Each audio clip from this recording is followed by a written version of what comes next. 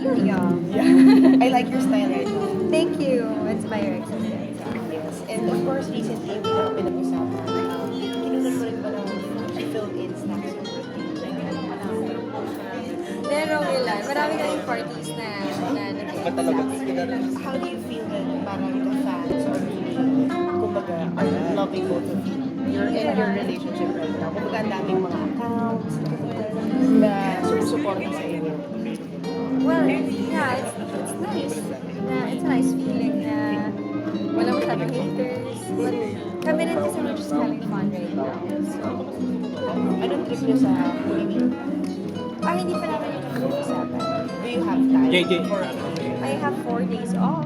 Wow. Yeah, so hindi pa namin honestly, hindi pa namin pag-uusapan. Where do you wanna go? I don't know if I'm gonna spend time with my family this year or with friends. So yeah, we have to talk. So, ano yung saan mo gusto pumunta? Para nabibigyan niyo sa Iniisip ko, Bigay kay Bea. pwedeng Japan. Para masama sa mga Hindi ko alam eh.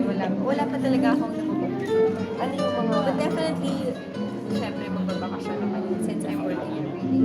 Oo. Like, how's your schedule like right now? Everyday work. Grabe. Yeah, very busy kami. Okay, so everyone can nakikita ni Jella. Every time na may off kami pareho. But actually, hindi talaga siya ganun kadalas nowadays because of our work. But yeah, nag-dating ano pa lang naman is parang that's the reason why we can't jump in their Yeah. Thank you. Thank you. See you.